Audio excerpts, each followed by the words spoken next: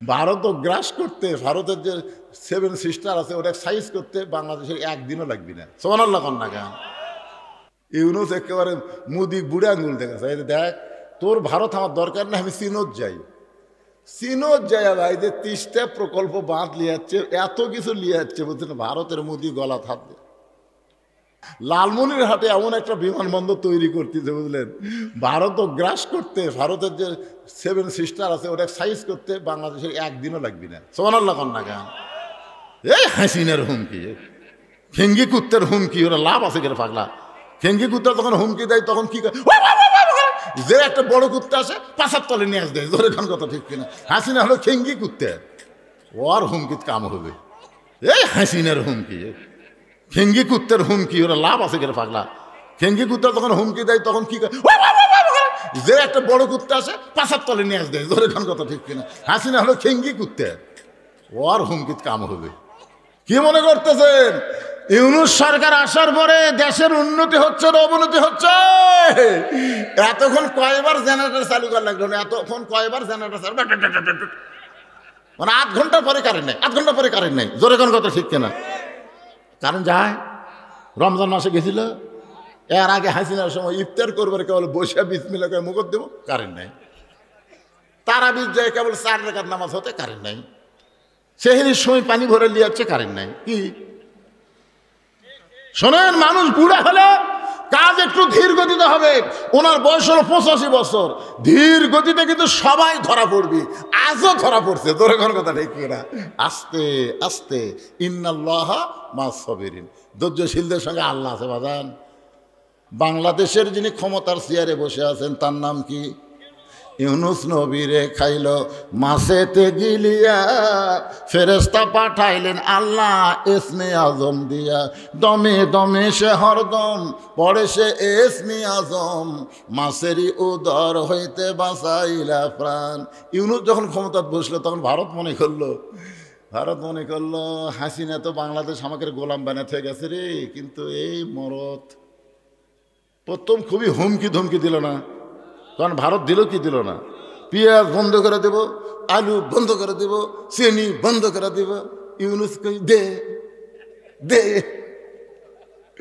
ওরা সব বন্ধ করে দিয়ে ওরা এখন কাঁদতেছে, ভিসা বন্ধ করে দিয়ে ভারতের ব্যবসা হচ্ছে না, কোনো কিছু হচ্ছে না। বাইরে পশ্চিমবঙ্গের লোকেরা মাঝে মধ্যে সামনে একটা আল্লাহর ওলিদের একটা কথা আছে, মান আরাফা নফসাহু ফাকাদ আরাফা রব্বাহু। কেউ যখন তার নিজকে চিনতে পারবে সে তখন তার আল্লাহকেও চিনতে পারবে। এ কথাটা কিন্তু কোরআন হাদিস না, কিন্তু কথাটা অত্যন্ত গুরুত্বপূর্ণ। আপনি কি কোনোদিন হিসাব করে দেখছেন যে আল্লাহ যদি আমাকে হিন্দুর ঘরে পাঠাতো, একটাবার কি মাথায় হাত দিয়ে একটু চিন্তা করে দেখেন তো, আল্লাহ যদি আমাকে বৌদ্ধর ঘরে পাঠাতো, ইহুদির ঘরে পাঠাতো, খ্রিস্টানদের ঘরে পাঠাতো, তাহলে আমার অবস্থা কি হতো? আমাদের কি দুনিয়াই শেষ, না দুনিয়ার পরে আর একটা জগৎ আছে? আর একটা জগতের কথা আপনাদের খেয়াল আছে? আমরা কিন্তু এক জগতে ছিলাম বহুদিন, এক জগতে আমরা ছিলাম, সে জগতের নাম হলো আলমে আরওয়াহ, রুহের জগৎ। সে জগতে আমরা ছিলাম, এটা বিশ্বাস হয় না? কিন্তু আমাদের কি মনে আছে? এই ফ্যান লাগবে না, সেরকম গরম নাই, লাও। তো এক জগতে আমরা ছিলাম, সেটার নাম হলো রুহের জগৎ। আল্লাহ যদি আমাদের রুহগুলো ধরে ধরে হিন্দু বৌদ্ধ খ্রিস্টানদের ঘরে পাঠাতো, তাহলে আমাদের কি হতো? একটাবার চিন্তা করে দেখেন তো। আল্লাহ কোরআনে বলেছেন অমাইয়াবো তাগি গয়রাল ইসলামা দীনান ফালাই ইয়কুবালা মিনহু। এই আয়াতের বাংলা অর্থ হলো, ইসলাম ছাড়া অন্য কোনো ধর্ম কেউ যদি গ্রহণ করে, আল্লাহ বলেছেন লা ইয়কুবালা মিনহু, কখনোই তা কবুল করা হবে না। আল্লাহর কাছে একমাত্র কবুলযোগ্য ধর্মের নাম কি? সবাই বলা লাগবে, নাম কি? আল্লাহ বলেছেন ইন্নাদ দীনা ইনদাল্লাহিল ইসলাম। তাহলে চিন্তা করে দেখেন, হিন্দুর ঘরে, বৌদ্ধর ঘরে, ইহুদির ঘরে না পাঠায় আল্লাহ সরাসরি আমাদেরকে মুসলমানের ঘরে কবুল করার কারণে আমরা জন্মসূত্রে জন্মসূত্রে আমরা মুসলমান। সুবহানাল্লাহ বলেন। আপনারা বলেন তো, জন্মসূত্রে মুসলমান হওয়ার মধ্যে লাভ কি? একটু লাভ লস না জানলে ব্যবসা হবে? এগুলো নিয়ে আপনারা চিন্তাই করেন না। জন্মসূত্রে মুসলমান হওয়ার মধ্যে লাভ কি? আমি ছোট্ট একটা কথা বলে আপনাদের বোঝানোর চেষ্টা করতেছি। আল্লাহ রাসূল একদিন মসজিদ নববীর মধ্যে বসে আছেন। কোথায় বসে আছেন? মসজিদ নববীর মধ্যে বসে আছেন। কিন্তু নবী শুধু নিজে বসে নাই, নবীর দুই উরাতের উপরে নবীর দুইটা নাতি বসে আছেন। আমাদের নবী শুধু নবী না, আমাদের নবী কিন্তু একজন নানা ছিলেন। যখন কি ছিলেন? তো দুই নাতি বসে খুব দুষ্টামি করতেছে। এক নাতি নবীর দাড়ির মধ্যে হাত দিয়ে দাড়ি টানতেছে, আর এক নাতি মাথার টুপি খুলে ফেলে দেয়। নবী কোনো বিরক্তি হয় না, বরং নবী ওদেরকে আরো আদর করে। সুবহানাল্লাহ বলেন। এমন সময় হযরত আবু বকর রাদিয়াল্লাহু মসজিদের দরজার কাছে গেছে। মসজিদের দরজার কাছে গিয়ে ভিতর দিকে লক্ষ্য করে দেখে যে এক নাতি দাড়ি ধরে টান মারে, আর এক নাতি মাথার টুপি খুলে ফেলে দেয়। এই দৃশ্য দেখার পরে আল্লাহর বান্দা আবু বকর আসমানের দিকে তাকায় বলতেছে, আল্লাহ, আমার নবী শুধু বিশ্ব নবী নয়, আমার নবী হলেন পৃথিবীর 1 নম্বর নানা। জোরে কোন সুবহানাল্লাহ। আমরা যদি নানা হতাম আর নাতি যদি আমাকে দাড়ি ধরে টান মারে, টুপি খুলে যদি ফেলে দেয়, আমরা কি আদর করব না রাগ করব? এই নানাগুলা রাগ করবে না আদর করবে? দুষ্ট, এ কথা বলবো। কিন্তু নবী কোনো রাগ না করে বরং দুইটাকে আবার বুকের মধ্যে চাপে ধরে দোয়া করতেছে। এই দৃশ্য দেখার পর আবু বকর রাদিয়াল্লাহু বললেন, আল্লাহ, আমার নবী শুধু বিশ্ব নবী নয়, আমার নবী হলেন পৃথিবীর শ্রেষ্ঠ নানা। কারণ আমাদের নবী শুধু নবী না, আমরা দরুদের মধ্যে কি বললাম? আল্লাহুম্মা সাল্লি আলা সাইয়্যিদিনা। সাইয়্যিদিনা শব্দের অর্থ হলো আমাদের নবী, আমাদের নেতা। কবরে যখন আমরা যাব, মুনকির নাকির আমাদের 3 নম্বর প্রশ্ন করবে, ওমান নাবিউকা, তোমাদের নবী এবং তোমাদের নেতাকে। এ প্রশ্ন করবে, কিন্তু খালি প্রশ্ন করবে না তোমাদের নবীকে, প্রশ্ন করবে তোমাদের নবী এবং নেতা, তার নাম কি? তখন আমরা অনেকে হয়তো বলবো আমাদের নবী হলেন মোহাম্মদ রাসূলুল্লাহ, আর আমাদের নেতা হলো বঙ্গবন্ধু। কেউ হয়তো বলবো আমাদের নবী হচ্ছেন মোহাম্মদ রাসূলুল্লাহ, আর আমাদের নেতা হলো শহীদ জিয়া। মুসলমানের দাবি করার পরে আল্লাহর নবী ছাড়া অন্য কাউকে নেতা মানা যাবে না। যদি মানেন তো কবরত যা ধরা খাবেন। আচ্ছা, কবরত যা ধরা খালে তার অবস্থাটা কি হবে চিন্তা করে দেখেন। তো এখন এমন সময় হয়তো ওমর ফারুক মসজিদের মধ্যে ঢুকতেছেন, কিন্তু ঢোকার সময় আবু বকর রাদিয়াল্লাহু দেখে বলতেছেন, ভাইজান, আপনি অনেক আগেই মসজিদে আইছেন, ভিতরে না ঢুকে দরজাত কি করতেছেন? আবু বকর বলে, ওমর, একটাবার ভিতর দিকে লক্ষ্য করে দেখো। ওমর ফারুক ভিতর দিকে লক্ষ্য করে দেখতেছে, হোসাইন দাড়ি ধরে টান মারতেছে, আর হাসান মাথার টুপি খুলে ফেলে দিচ্ছে। এই দৃশ্য দেখার পরে ওমর ফারুক বলতেছেন, এই দুইটা সন্তান বড় বেদব হয়ে গেছে। এই দুইটা সন্তান কি হয়ে গেছে? বেদব হয়ে গেছে, সব সময় নবীকে কষ্ট দেয়। আচ্ছা, আবু বকর কি বললেন আর ওমর কি বলতেছেন? অথচ আল্লাহ রাসূল বলেছেন, ইন্নী বুইসতু মুআল্লিমান, নিশ্চয় আল্লাহ আমাকে শিক্ষক করে দুনিয়াতে প্রেরণ করেছে, লিউতাম্মিমা মাকারিমাল আখলাক, আর আমার যারা ছাত্র হবে তারা চরিত্রের গোল্ডেন A+ পাবে। জোরে কান সুবহানাল্লাহ। আবু বকরের মতের সাথে ওমর ফারুকের মতের মিল নাই। আবু বকর বলতেছেন আমার নবী হলেন পৃথিবীর শ্রেষ্ঠ নানা, আর ওমর ফারুক বলতেছেন এই দুইটা সন্তান বড় বেয়াদব। সঙ্গে সঙ্গে আবু বকর শাহাদাত আঙ্গুলি তুলে বললেন, ওমর, যেই কথা একটাবার বলেছ এই কথার দ্বিতীয়বার বলো না। তুমি যে দুইটা সন্তানকে বেয়াদব বলেছো একবার, কিন্তু দ্বিতীয়বার যেন বলো না। ওমর ফারুক বললেন, আবু বকর ভাই, আমার দোষ কোন জায়গায়? আবু বকর বলেন, ওমর, তুমি যে দুই সন্তানকে বেয়াদব বলতেছো তাদেরকে তুমি চিনো? তুমি যে দুইটা সন্তানকে বেয়াদব বললা যে হাসান হোসেন বেয়াদব হয়ে গেছে, এই দুইটারে তুমি চিনো? তো ওমর ফারুক বলেন, আবু বকর ভাই, চিনব না কেন? এরা হলো আলী আর ফাতেমার সন্তান। আবু বকর বললেন, শুধু আলী ফাতেমার সন্তান বললে হবে না, এদের আরও পরিচয় আছে। ওমর ফারুক বললেন, এদের আর কি পরিচয়? আবু বকর বললেন, ওমর তুমি কত বছর বয়সে ঈমান গ্রহণ করছো? ওমর ফারুক বললেন, আমি 27 বছর বয়সে ঈমান গ্রহণ করছি। আবু বকর বললেন, ঈমান গ্রহণ করার আগে তুমি কি ছিলে? ওমর ফারুক বললেন, ঈমান গ্রহণ করার আগে আমার চাইতে খারাপ মানুষ পৃথিবীতে কেউ ছিল না, যিনি নবীকে নাঙ্গা তরবারে হাতে নিয়ে হত্যা করার জন্য রওনা দিয়েছিল। জোরে কোন কথা ঠিক না? আবু বকর বললেন, ওমর আমিও 35 বছর বয়সে ঈমান গ্রহণ করেছি। শুনে নাও ওমর, ঈমান গ্রহণ করার আগে তুমি কাফের ছিলা, আমি আবু বকর কাফের ছিলাম। তাহলে হিসাব করে দেখো, তোমার হায়াতের 27 বছর তুমি কুফরে হালে কাটাইছো, আমার হায়াতের 35 বছর আমি কুফরে হালে কাটাইছি। আর যে দুইটা সন্তানকে তুমি বেয়াদব বলতেছো, এরা জন্মসূত্রে জান্নাতি হয়ে জন্মেছে। ওমর ফারুক বলে, আবু বকর ভাই, এই খেয়াল তুমি কোনোদিন করি নাই, আজকে আপনারা খেয়াল করেন, জন্মসূত্রে আমরা মুসলমান হয়ে জন্ম নিয়েছি। সুবহানাল্লাহ বলে, কত বড় ভাগ্যবান যে আল্লাহ আমাদের হিন্দু বৌদ্ধ খ্রিস্টানদের ঘরে না পাঠায়া সরাসরি আল্লাহ আমাদেরকে মুসলমানের ঘরে পাঠাইছেন। এখান থেকে বুঝতে হবে আল্লাহ আমাদের প্রতি খুশি আছে, রাজি আছে। রাজি না থাকলে মুসলমানের ঘরে আমাদেরকে কবুল করতেন না। ধরে কোন কথা ঠিক কিনা? তো জন্মসূত্রে মুসলমানের ঘরে কবুল হওয়াতে খুশি না বেজার? তাহলে জবান খুলে বলি আলহামদুলিল্লাহ। আছেন আমার মুক্তার, আছেন আমার ব্যারিস্টার, শেষ বিচারের হাইকোর্টেতে তিনি আমায় করবেন পার। আমি পাপী, তিনি জামিনদার। আমি পাপী, তিনি জামিনদার। এই তিনি কে?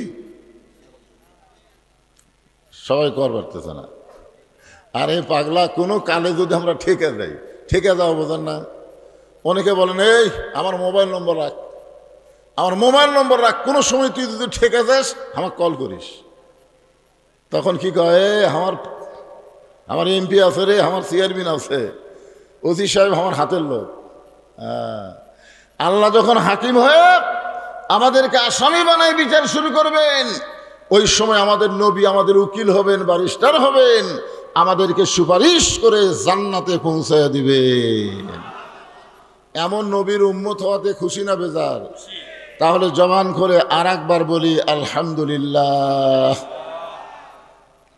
এখন আসেন, যে কোরআন থেকে আপনারা আলোচনা শুনবেন, তাফসীরুল কোরআন মাহফিল, এই কোরআন থেকে আমি দুটো আয়াত আপনাদের সামনে তেলাওয়াত করেছি। প্রথম আয়াত হচ্ছে ফাযকুরুনি আযকুরুকুম ওয়াশকুরুলি ওয়ালা তাকফুরুন। এই আয়াতের বাংলা অর্থ হলো, যে আল্লাহকে জিকির করে আল্লাহও তার জিকির করেন। ফাযকুরুনি আযকুরুকুম, বুঝতেছেন না? আমরা আল্লাহর জিকির করি, আল্লাহ আমাদের জিকির করেন। এই জিকির মানে কি? আমাদের বাংলাদেশে কিন্তু একটা জাকের পার্টি আছে। জোরে কোন কি পার্টি? আপনারা জাকের পার্টির নাম শোনেন না? সেই জিকির, আমার দয়াল বাবার দরবারেতে কেউ ফিরে না খালি হাতে। এরকম একটা পার্টি আছে না নাই?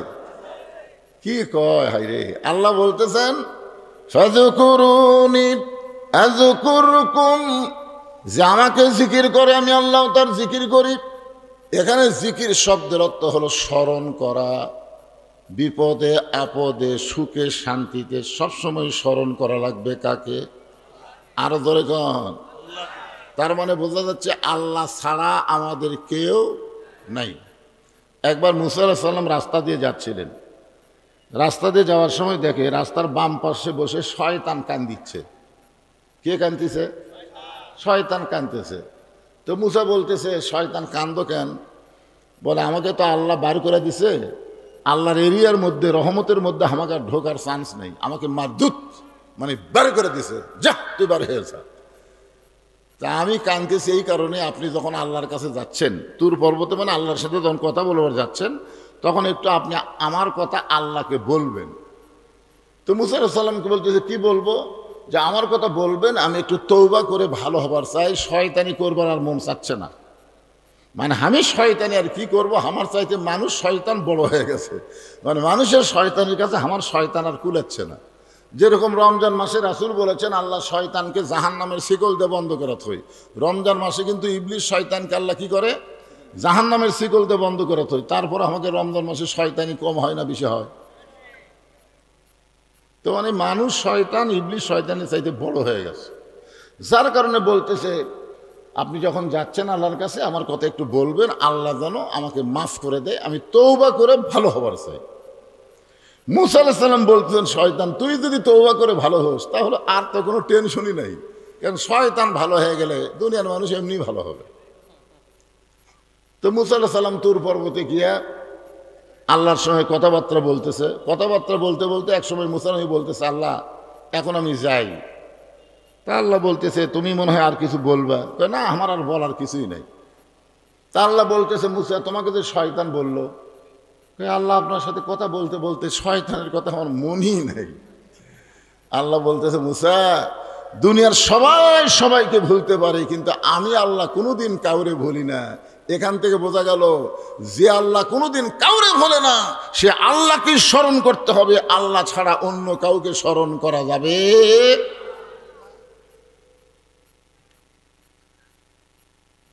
কি দিলেন এখনই?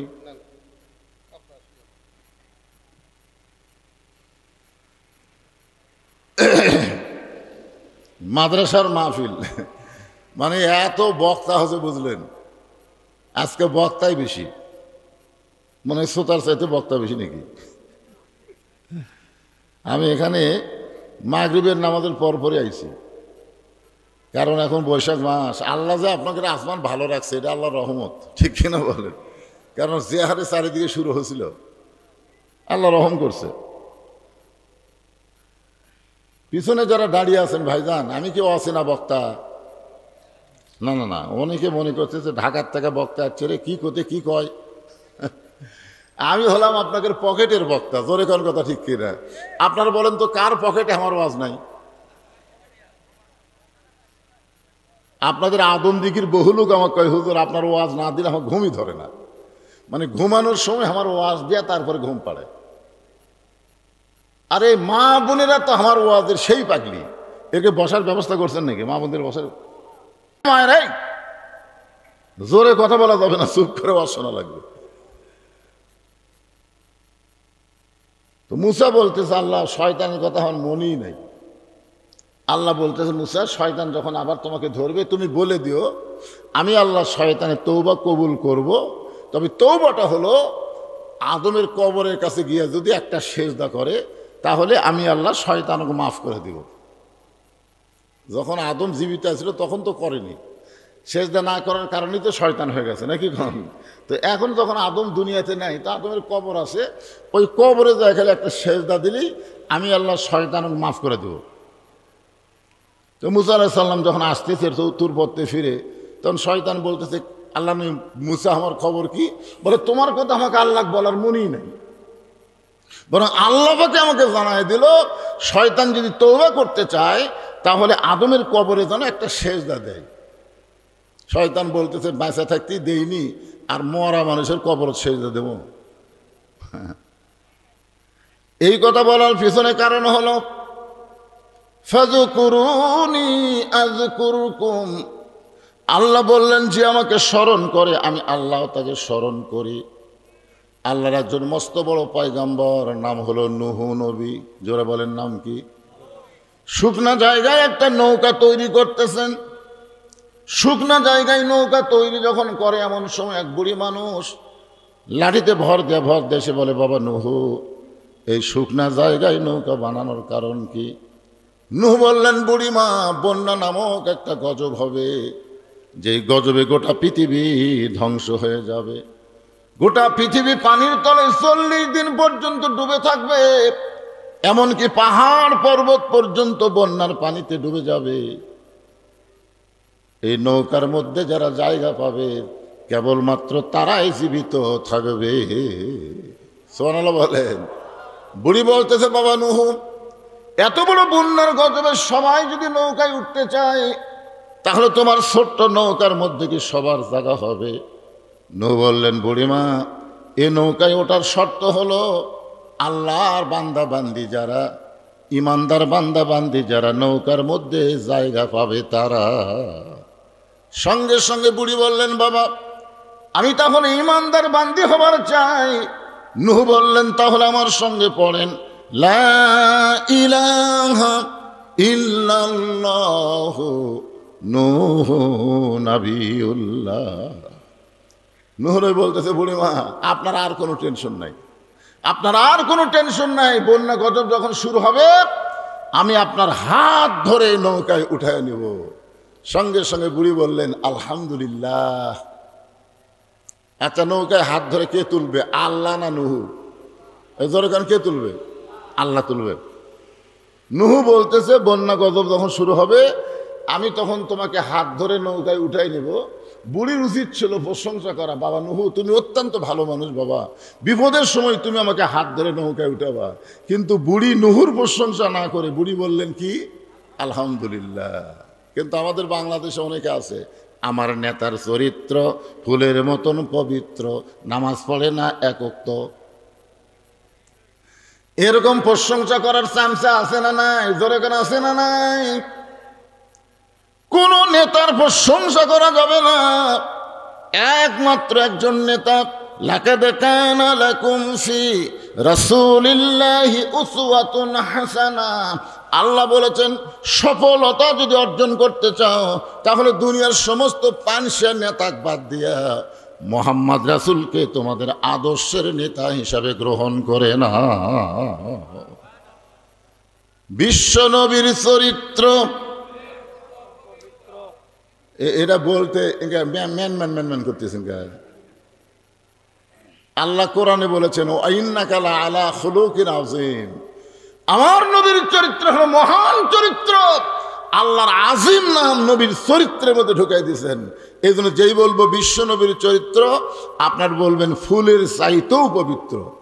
বিশ্ব নবীর চরিত্র এই যে আপনার এখানে বললেন, এখানে অনেক ফেরেশতা আছে। এই ফেরেশতা আল্লাহর কাছে গিয়ে বলতেছে, আল্লাহ আল্লাহ, 1400 বছর পরে আদম বিকির মাহফিলে তোমার বান্দারা বিশ্ব নবীর চরিত্র ফুলের চাইতে পবিত্র ঘোষণা দিয়েছে। আল্লাহ বলে, ফেরেশতা, তাদের নামগুলো লিস্টি করে জান্নাতের খাতায় লিখে দাও। আপনি মনে করতেছেন নামাজ দিয়া, রোজা দিয়া, হজ দিয়া আপনি জান্নাতে যাবেন?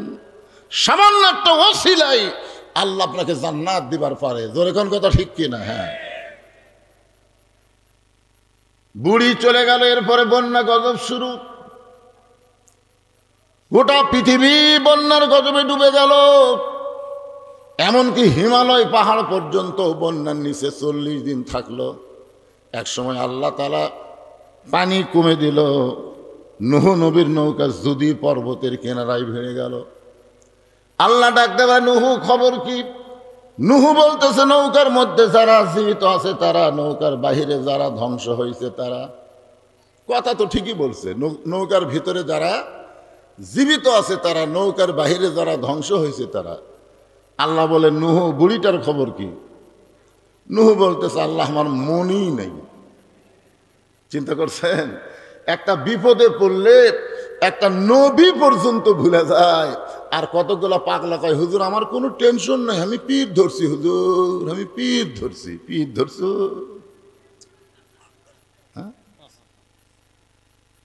তুমি যে পীর ধরছ সেই পীর জান্নাত পাবে কিনা তারই কোনো গ্যারান্টি নাই। প্রত্যেকটা নবীরা হলো জান্নাতি, কুল্লু নাবিউন মাসুমাইন। প্রত্যেকটা নবীরা হলো বেগুনা। জোরে কোন সুবহানাল্লাহ। নূহ সেই বুড়িক ধরে নৌকা তুটাবি, আর নূহ বলতেছে, আল্লাহ আমার মনই নেই।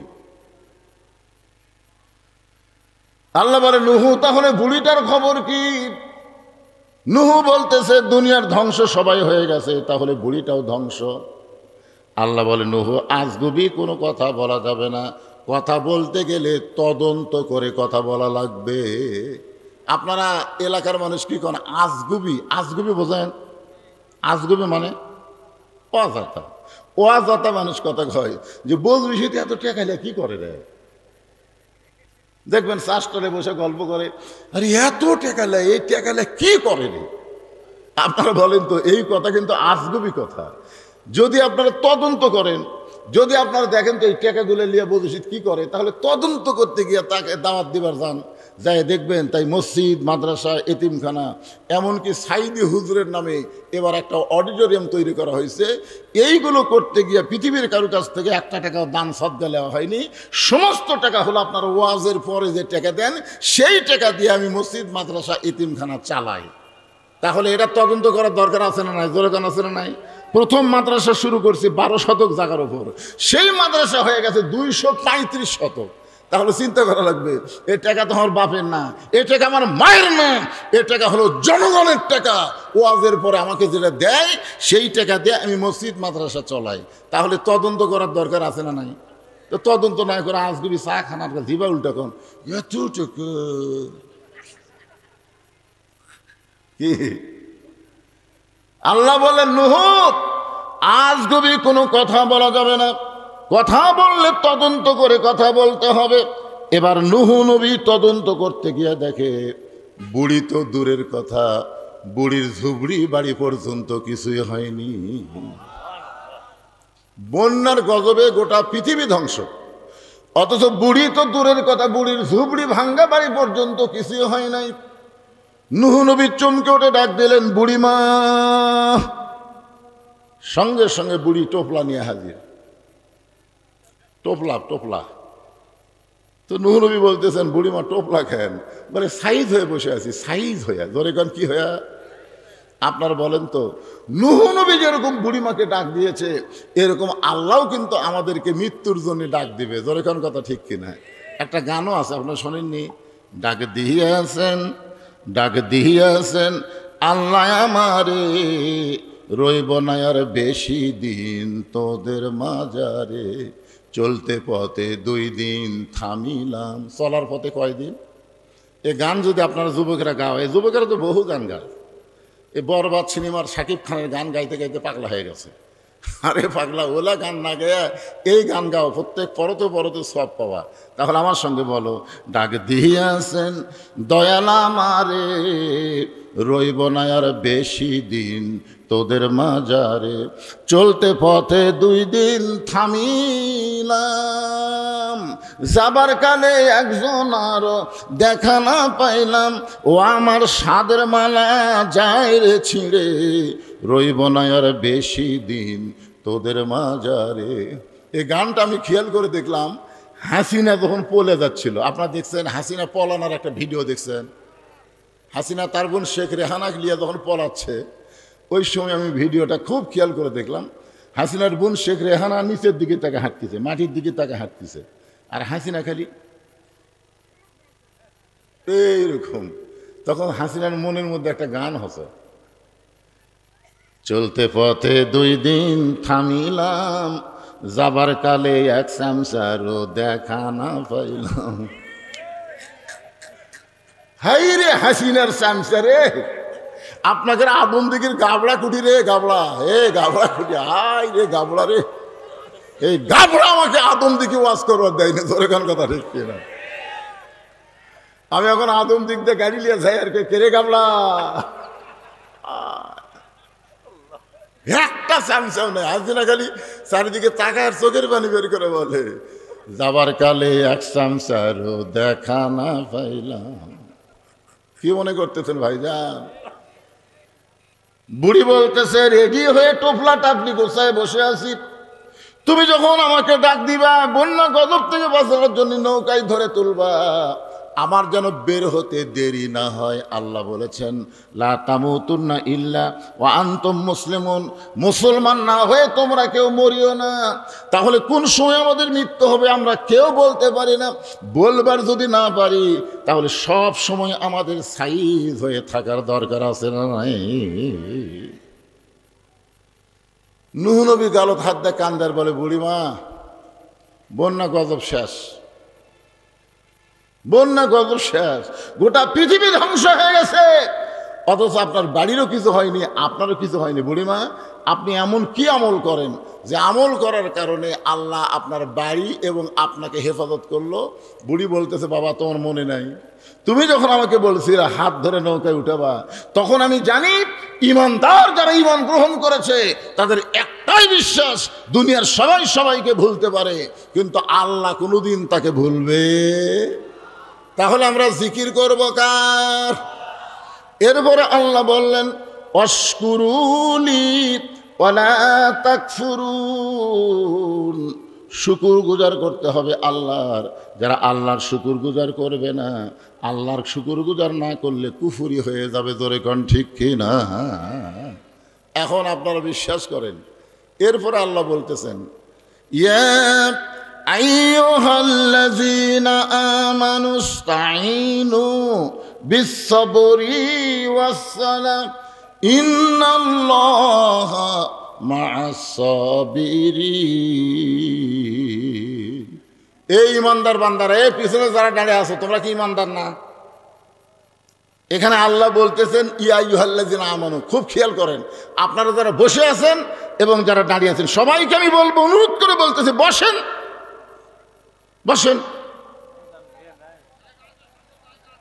জায়গা আছে তো, বসেন। বসবার গেলে সব পিছন দিকে যায়, যাও। ইমানদারকে লক্ষ্য করে আল্লাহ বলতেছেন, যারা আমাকে বিশ্বাস স্থাপন করেছো, আমি আল্লাহর কাছে যদি তোমরা কিছু পাবার চাও তাহলে এমনি এমনি চাইলে হবে না, দুইটা মাধ্যম লাগবে, একটা হলো ধৈর্য আর একটা হলো নামাজ। কি? তাহলে আমাদের ধৈর্য কম না বেশি? কম। 15.5 বছর হাসিনা ইচ্ছা মতো আমাকে চলাছে, আমরা কিন্তু ধৈর্য ধারণ করে বলছি, তোর বিচার আল্লাহ করবি রে, তোর বিচার আল্লাহ করবি রে, কন্যে কন্যে। এটা কি কম ধৈর্য নাকি? ইন্নাল্লাহা মা'আস-সাবিরিন, ধৈর্যশীলদের সঙ্গে কে আছে? আরো জোরে বলেন।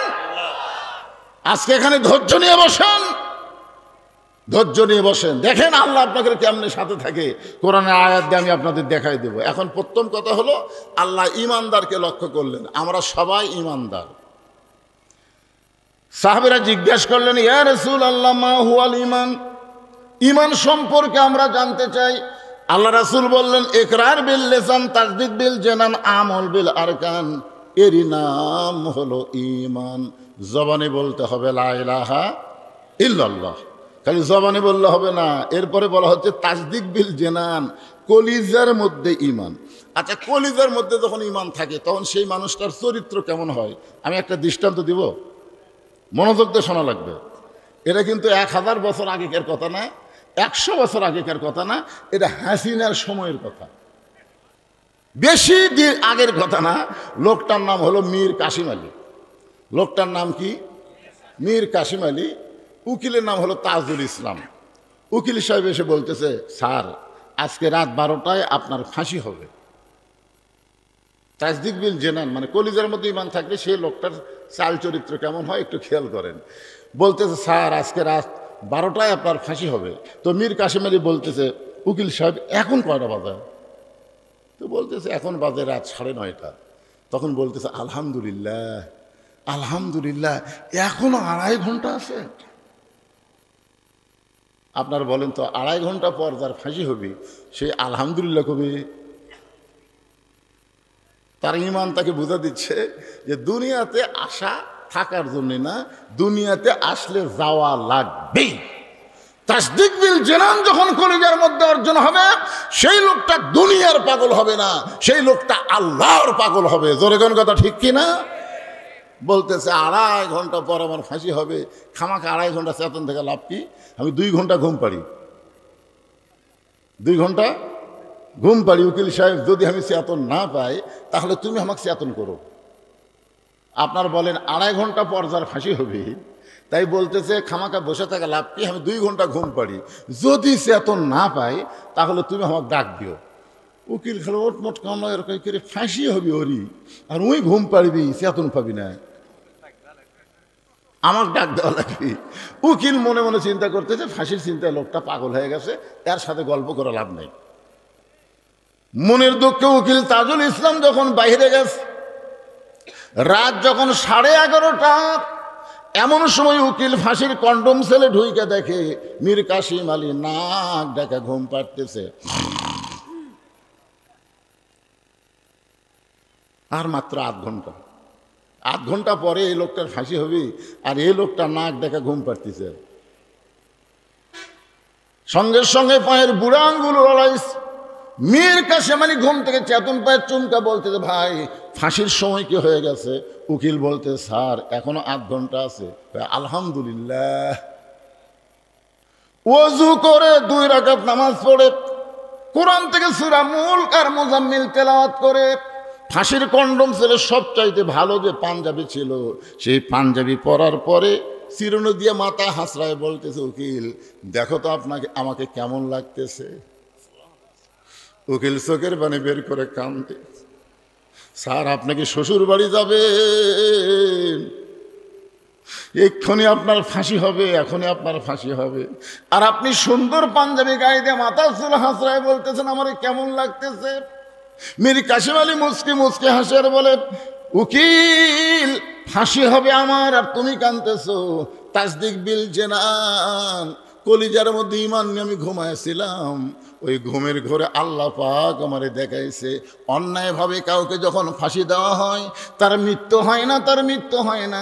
দুনিয়াতে ফাঁসি হবে, দেহ থাকবে দুনিয়ায়, আর প্রাণ পাখি যাবে ইল্লিন নামক জান্নাতের বাগানে। লিল্লাহি তাকবীর। ভাইজান, এরই নাম হলো তাসদিক বিল জানান। কলিজার মধ্যে যখন ঈমান আসবে, ওই ঈমানটা মানুষকে দুনিয়ার পাগল বানাবে না, আল্লাহর পাগল বানায় দিবে। জোরে কোন কথা ঠিক কিনা? আপনার বলেন তো, যত চেষ্টা করেন থাকতে পারবেন? চেষ্টা করেন না, 6 তলা 7 তলা 10 তলা বিল্ডিং বানায় খালি উপর দিকে তাকায়, খালি উপর দিকে দেখে। কি দেখিস রে? রড বার করে খেয়েছি, হুজুর দোয়া করবেন, 10 তলার ভিত দিছি, 8 তলা হচ্ছে, আরো 2টা তলা করবার পারলি আমার শান্তি হুজুর। আর 2 কান্দের ফেরেশতাকে, আল্লাহ এই শয়তানের কান্দ থাকো না, এই শয়তানের কান্দ থাকবো না, কারণ এক যাওয়া লাগবে নিচের দিকে আর ওই দেখে উপর দিকে, এই তো পুরো শয়তান হয়ে গেছে। কলিজার মধ্যে যখন ঈমান থাকবে, এই মানুষটা কোনো সময় উপর দিকে তাকাবে না, নিচের দিকে তাকায় তাকায় হাঁটবে। জোরে কোন কথা ঠিক কি না? এরপরে রাসূল বললেন, আমল বিল আরকান, ঈমান অনুযায়ী আমল করা লাগবে। আমাদের বাংলাদেশে মানুষ নামাজ পড়ে, কিন্তু যখন তাকে পড়া দরকার তখন তাকে পড়ে না। আল্লাহ রাসূল বলেছেন 7 বছর থেকে নামাজের তালিম দাও। কয় বছর? আর 10 বছর থেকে জোর করে নামাজ ধরাও। আপনি যদি আপনার সন্তানকে 7 বছর থেকে নামাজের তালিম দিতেন আর 10 বছর থেকে জোর করে যদি নামাজ ধরাবার পারতেন, ইন্নাস সালাতা তানহা আনিল ফাহশাই ওয়াল মুনকার, একমাত্র নামাজই পারে যাবতীয় বেহুদা খারাপি কাজ থেকে বাঁচায় দিতে। আজকে দেখেন তো, আপনার ছেলেদের দিকে তাকে দেখেন তো, আপনি এই ভুল করার কারণে আপনার ছেলের সাইজ দেখছেন।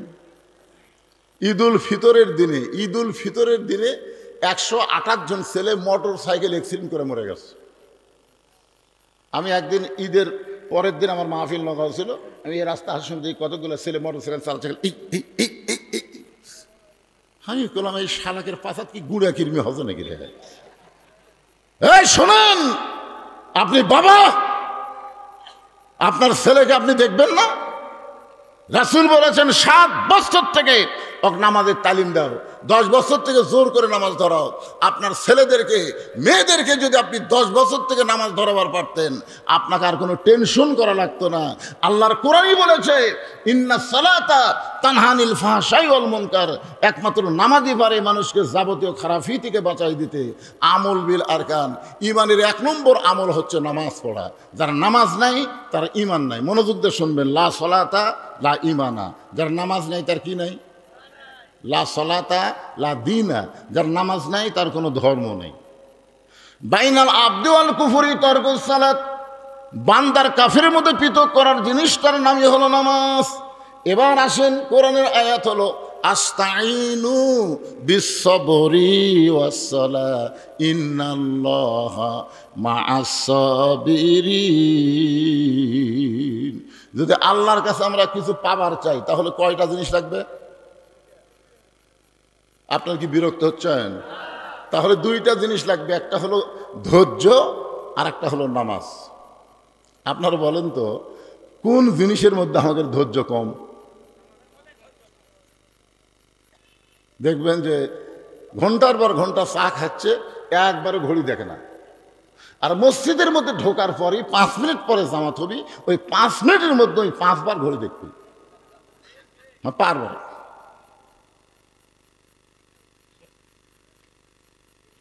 ভাই আজ ঘড়ি লড়তেছে না রে, আজ ঘড়ি লড়তেছে। যেই লোকটা এত অস্থির, ওই লোকটাই মসজিদ থেকে বের হয়ে চাষটলে 1-1 ঘন্টা আড্ডা গুলি মারতেছে, একবারও ঘড়ি দেখতেছে না। অথচ আপনি জানেন আল্লাহর ঘরের মধ্যে ডান পা দিয়ে আপনি কি দোয়া পড়ছেন? আল্লাহুম্মা আফতাহ লি আবওয়াব রাহমাতিক, মানে কি? আপনি ঢুকেন নাই, আল্লাহ আপনাকে দয়া করে রহমতের ঘরের মধ্যে ঢুকাই দিয়েছে। জোরেগণ কথা ঠিক। সময় মতো নামাজ হবে। বারবার আপনি ঘড়ি কেন দেখতেছেন? আপনি অস্থির কেন হচ্ছেন? আল্লাহ বলতেছেন বিসসবরি ওয়াসসালাহ, ধৈর্য আর নামাজ লাগবে যদি আমার কাছে কিছু পাবার চাও। আমরা বাংলাদেশে কি চাই সেইটা পাবার গেলে ধৈর্য আর নামাজ লাগবে। আপনারা হয়তো ভাবতেছেন হুজুর এই নামাজ আবার কি? এই নামাজ সম্পর্কে আল্লাহ বলেছেন ইন্না সলাতি ওয়া নুসুকি ওয়া মাহইয়ায়া ওয়া মামাতি লিল্লাহি রাব্বিল আলামিন। এশার নামাজ পড়ে হযরত আলী দাঁড়াইছে। আল্লাহ রাসূল বলেন আলী ইজলিস, বসো। না হুজুর আমি আপনাকে একটা কথা বলবার চাই, এই জন্যই দাঁড়াইছি। তো রাসূল বলেন আলী তুমি আবার কি বলবার চাও? বলে হুজুর আপনি একদিন বলেছেন এই দুনিয়াতে 10 জন সাহাবীকে আল্লাহ জান্নাতের সার্টিফিকেট দিছে। কয়জন? 10 জন সাহাবীকে, সব সাহাবীরাই জান্নাতি। বলেন সব সাহাবীরা কি? রাদিয়াল্লাহু আনহুম ওয়া রাদু আন যালিকা লিমান খাশিয়া রাব্বা। যাদের পিছনে রাদিয়াল্লাহু তাআলা আনহু আছে, আল্লাহ রাসূল বলেছেন তাদের সবাইকে আল্লাহ বিনা হিসাবে জান্নাত দিয়ে দিবে। কিন্তু আল্লাহর কি শান, 10 জনের নাম আল্লাহ প্রকাশ করছে। 1 নম্বর আবু বকর, খেয়াল করবেন, 1 নম্বর কে? 2 নম্বর উমর, 3 নম্বর ওসমান, 4 নম্বর আলী, 6 নম্বর আব্দুর রহমান ইবনে আউফ, 7 নম্বর হলো জুবাইর, 6 নম্বর হলো জুবাইর, 7 নম্বর হচ্ছে তালহা, 8 নম্বর সাদ ইবনে আবি ওয়াক্কাস, 9 নম্বর আবু সাইদ, আর 10 নম্বর হলো ওবাদা ইবনুল জাররাহ। এই 10 জন হলেন আশারে মুবাশশারা। কি বুঝলেন আশারে মুবাশশারা মানে কি? দুনিয়াতেই আল্লাহ তাদেরকে জান্নাতের সার্টিফিকেট দিয়েছে। যেরকম সুবহানাল্লাহ। আলী বলছে যে হুজুর আমি একটা গোপন কথা বলবো, সেটা হলো এই, আমি যদি আজ থেকে যদি ফজরের নামাজ না পড়ি, ফজরের নামাজ যদি আজ থেকে আমি না পড়ি, এর পরেও কি আল্লাহ আমাকে জান্নাত দিবে? সমস্ত সাহাবের খেলে ওটমোট কামড়াচ্ছে, ওটমোট। কিন্তু এত বড় সাহস একে আল্লাহ কে দিল রে? আলী বলতে যে হুজুর চিন্তা ভাবনা করে কোন, আমার নাম যদি জান্নাতের সার্টিফিকেটের 4 নম্বরে থাকে, তার আমি যদি ফজর না পড়ি, এরপরেও কি আল্লাহ আমাকে জান্নাত দিবে? আল্লাহ রাসূল কিছুক্ষণ পরে বললেন আলী শুধু ফজর না, তুমি যদি সমস্ত নামাজ বাদ দাও এরপরেও আল্লাহ তোমাকে জান্নাত দিবে।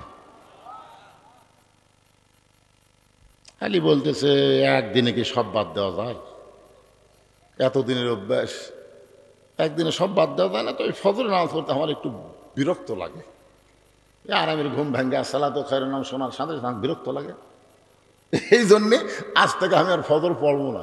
আল্লাহ রাসূল বললেন ঠিক আছে, না পড়লেও আল্লাহ তোমাকে জান্নাত দিবে। এই কথা বলে হযরত আলী যখন মসজিদ থেকে বের হয়ে গেছে, এমন সময় আবু বকর রাসূলের কাছে গিয়ে বলতেছে হুজুর এর কান সারাতে একটা চড় মেরে ফেললেন না? এত বড় একটা খারাপ কথা বললো যে আজ থেকে ফজর নামাজ পড়বো না। রাসূল বলেন আবু বকর তোমার কানটা আমার মুখের কাছে দাও, আমি আসল কথা বলি। আবু বকর রাদিয়াল্লাহু যখন নবীর মুখের কাছে কান দিয়েছে, নবী ফিসফিস করে বলতেছে নামাজ যদি জান্নাতের জন্য হয় তাহলে আলী নামাজ বাদ দিবে, আর নামাজ যদি আল্লাহর জন্য হয় আমি রাসূল বলতেছি গোটা দুনিয়া বাদ গেলেও আলী এক ওয়াক্ত নামাজ বাদ দিবে না। এখন তুমি বলো আবু বকর নামাজ কি জান্নাতের জন্যে না আল্লাহর জন্যে? তো বলতেছে আল্লাহর জন্যে। তা আলী কি বলছে? নামাজ না পড়লেও যদি জান্নাতে যাওয়া যায় পড়বো না। হযরত আলী তাড়াতাড়ি বাড়ির দরজায় গিয়ে ডাক দিলেন, হাসান হোসেনের মা, রে নবীর মেয়ে ফাতেমা। সঙ্গে সঙ্গে ফাতেমা দরজা খুলে চমকে গিয়ে বলতেছে, আসসালামু আলাইকুম। আলী বলতেছে, আমার মনে নাই রে। কি মনে নাই কন্ত? আল্লাহ রাসূল বলেছেন যে তোমরা পুরুষ মানুষ কোন জায়গা থেকে যখন আসবে, বাড়িতে এসে সর্বোত্তম তোমরা সালাম দিবে, আসসালামু আলাইকুম ইয়া আহলাল বাইত। সালাম দেওয়ার সঙ্গে সঙ্গে ওই বাড়ির উপরে আল্লাহর অবারিত রহমত বর্ষণ হবে। সুবহানাল্লাহ বলে হবে না? আপনারা কি দরজার সালাম দেন?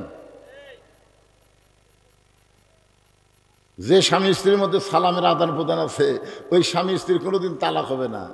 যে স্বামী বউরে সালাম দেয়, বউ স্বামীরে সালাম দেয়, ওই স্বামীর বাপ মায়ের বিরুদ্ধে কোনোদিন বউ কথা বলবে না, কোনোদিন কথা বলবে না।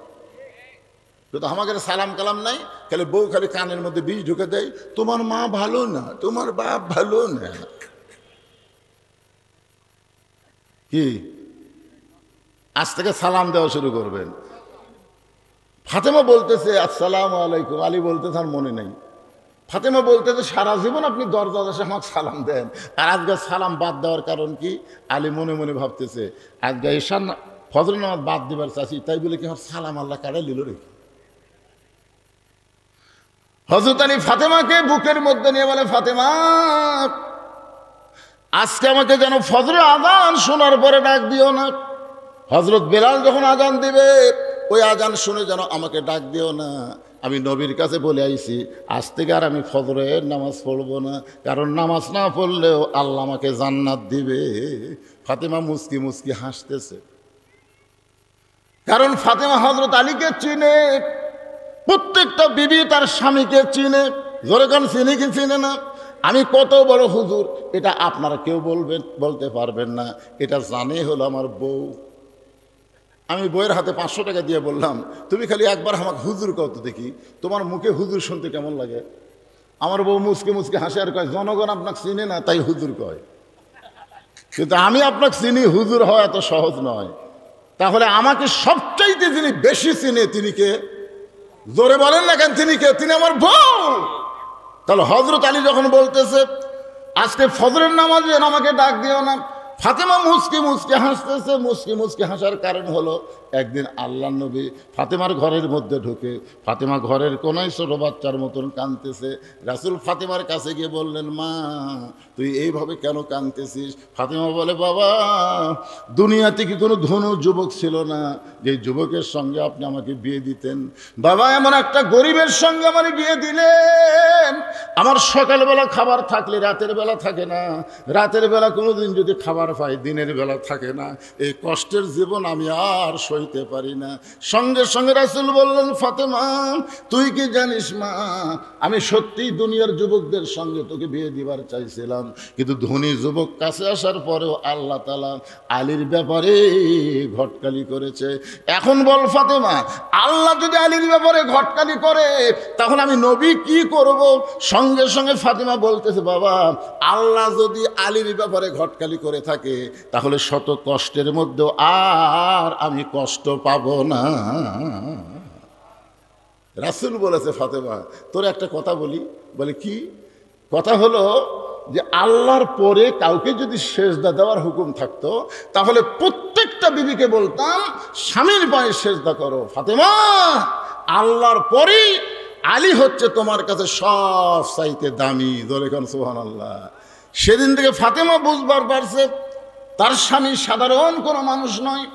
বলে, ঠিক আছে, ফজর নামাজ যখন পড়বেন না তাহলে আপনাকে আদর করে আমি ঘুমাইয়ে দেই। এতদিন বালিশের ওপর মাথা দিয়ে হযরত আলী ঘুমাইছে, আর সেই রাত্রে ফাতেমা উরাতটাকে বালিশ বানায় দিয়ে স্বামীর চুলের মধ্যে হাত দিয়ে বিলকি কাটতেছে। এক সময় হযরত আলী ঘুমায় গেছে। হযরত আলী যেই মাত্র ঘুমাইছে, ঘুমের মধ্যে যখন অচেতন, কিছুক্ষণ পরেই হযরত আলী ঘুম থেকে লাফ দিয়ে উঠছে। ফাতেমা বলতেছে, স্বামী গো, আপনি না কইলেন ফজরের নামাজ পড়বো না, আজান দিলেও যেন ঘুম থেকে ডাক না দেই, তাহলে আপনি কেমনে চেতন পাইলেন? আলী বলতেছেন, ফাতেমা, ফজরের নামাজ না হয় পড়বো না, কিন্তু তাই বলে তাহাজ্জুদের নামাজ আমি ছাড়বো না। লিল্লাহি তাকবীর। আল্লাহ রাসূল বলেছেন, 5 ওয়াক্ত নামাজ হলো ইবাদত। মনোযোগ দিয়ে শোনেন, আস্তাইনু বিস-সাবরি ওয়াস-সালাহ, ধৈর্য আর নামাজ। মনোযোগ দিয়ে শোনেন, 5 ওয়াক্ত নামাজ হলো ইবাদত, আর তাহাজ্জুদের নামাজ হলো মহাব্বত। সাহাবারা জিজ্ঞাসা করলেন, হুজুর মহব্বত আর ইবাদত এই দুইটার মধ্যে তফাৎ কি? এদিকে চিল্লাচিল্লি কে করে? বাচ্চা কাচ্চারা। ওই পার কি মেয়ে মানুষ আছে? যে বাচ্চারা চিল্লাচিল্লি করতেছে ওই বাচ্চারা হলো সিজার করা। যখন কি করা? সিজার করা বাচ্চারা অস্থির হয়। কারণ নর্মালি বাচ্চা হলে সেই বাচ্চা অস্থির হয় না। কি জন্য হয় না কারণ? তো মানে জন্মের সময়ই তার জন্ম হয়। যখন জন্মের সময় সে জন্ম নেই, কিন্তু যখনই সিজার করবি পেট কাটা দেখে আর ঘুমই ভাঙেনি। ডাক্তারে কয় 2 দিন পরে এমনি জন্ম হতো রে, এখন পেট কাটলাম কি হলো? তখন আর এক ডাক্তার কয় পেটের মধ্যে বাইর করে একটা ঘুরেন দাও। তখন ছোটো বাচ্চাকে পেটের মধ্যে বাইর করে পা ধরে এইরকম একটা ঘুরেন দেয়, বুঝছেন, চেতন করার জন্য। ওই ঘুমের ঘরে করে এই যে একটা স্কিওর মারে, ওই কারণে ওর মাথার ব্রেনটা কি হয়, অস্থির হয়ে যায়।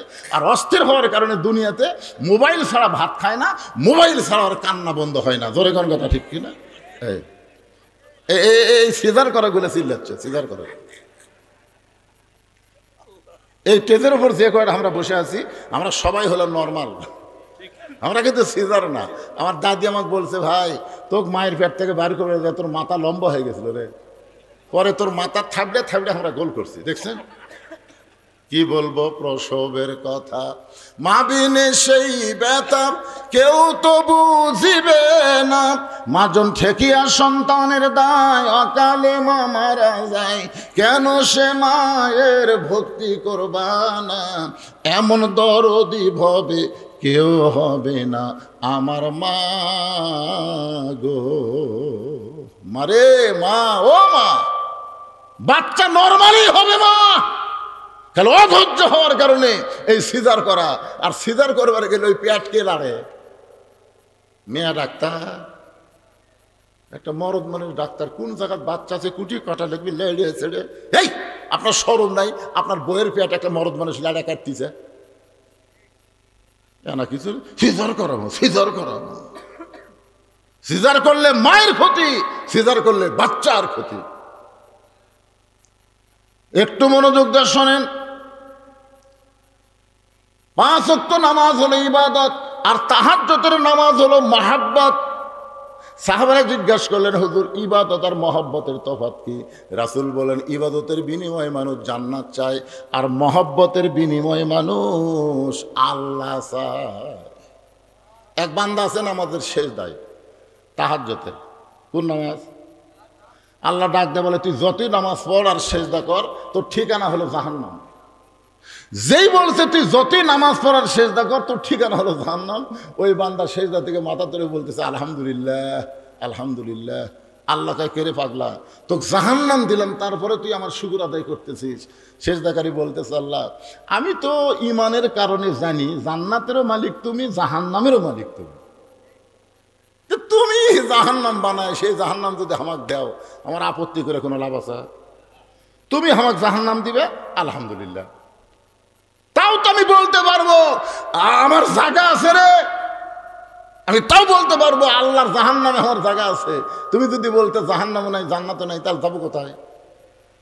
আল্লাহ বলে, পাগল জাহান্নামে গেলে তুই পুড়ে যাবি, তোর কষ্ট হবে। পাগল বলতেছে, আমার জাতির পিতা হযরত ইব্রাহিম নমরুদের চুলা যখন জ্বালাইছিল আগুনে ফেলে দেওয়ার জন্যে, আপনি আগুনের চুলাকে শান্তির বাগান কেন বানাইছেন? আল্লাহ বলে, ইব্রাহিমের কলিজায় আমার মহব্বত ছিল। সেজদাকারী বলে, আল্লাহ তাকায় দেখো, আমার কলিজায় তোমার মহব্বত, তুমি আমার জাহান্নাম দিলে কি হবে? আমি জাহান্নামেও তোমাকে সঙ্গে করে রওনা দিব। আল্লাহ বলে, পাগল রে, আমার মহব্বত নিয়ে কেউ যদি জাহান্নামেও যায়, আমি জাহান্নামকেও জান্নাত বানায়া দিব। হযরত আলী ওযু করে তাহাজ্জুদের নামাজ আদায় করলেন। তাহাজ্জুদের নামাজ আদায় করার কিছুক্ষণ পরে হযরত বেলাল যখন আজান দেয়, আল্লাহ রাসূল বলেছেন, দুনিয়ার মুয়াজ্জিন আজান দিলে আজান মুসল্লির কান পর্যন্ত পৌঁছে, কিন্তু আমার বেলাল যখন আজান দেয়, ওই আজান আল্লাহর আরশ পর্যন্ত পৌঁছে যায়। সাহাবীরা বললেন, হুজুর হযরত বেলালের আজানের মাহাত্ম্য এত বেশি কেন? আল্লাহ রাসূল বললেন, সাহাবীরা তোমরা তো তখন কেউ ছিল না, মাত্র 6 নম্বর সাহাবীর নাম হলো বেলাল। মাত্র কয় নম্বর? 6 নম্বর সাহাবীর নাম হলো বেলাল। এই বেলাল যখন ঈমান গ্রহণ করছে, শুধুমাত্র ঈমান গ্রহণ করার অপরাধে বেলালকে সারা দিন ওরা মারছে। শুধু মারে নাই, বুকে পাথর চাপা দিয়ে রাখছে। এরপরও বেলাল যখন আল্লাহ ছাড়ে নাই, মুখের ভিতর হাত দিয়ে জিহ্বা টেনে বের করে ওই জিহ্বার মধ্যে কাফেরেরা পেরেক ঢুকাই দিছে। এই এক দিক দিয়ে পেরেক ঢুকাইয়া আর এক দিক দিয়ে বার করে দিছে। এরপরও বেলাল আমার আল্লাহকে ছাড়ে নাই। আবু বকর বেলালকে মুক্ত করে নবীর কাছে যখন নিয়ে আসে, নবী বেলালের জিহ্বা দেখে অনেক দূর পর্যন্ত বার হয়ে গেছে। রাসূল নিজের হাত দিয়ে বেলালের জিহ্বার কাঁটাগুলো বের করে জিহ্বার আগায় একটা চুমু দিলেন, সঙ্গে সঙ্গে জিহ্বা পূর্বের আকারে মুখের মধ্যে ঢুকে গেলেন। রাসূল বেলালের কপালে চুমোতে বললেন, বেলাল তুমি কি চাও? বেলাল বলে, ইয়া রাসূলুল্লাহ, আস্তে আস্তে আল্লাহ বলার কারণে আমাকে এত মারছে, একদিন সময় সুযোগ মতো আমি সে আল্লাহকে সবার কাছে পৌঁছায় দিবার চাই। রাসূল বলে, সাহাবীরা এই জন্য বেলাল যখন আযান দেয়, শুধু দুনিয়ার কোন মুসলমানের কানে না, আল্লাহর আরশ পর্যন্ত বেলালের আযান পৌঁছে যায়। জোরে কান সুবহানাল্লাহ। সেই হযরত বেলাল যখন বলতেছে, আসসালাতু খায়রুম মিনান নাওম, সঙ্গে সঙ্গে হযরত আলী হাব্বা জাব্বা পাগড়ি পরে বাড়ির থেকে বের হচ্ছে।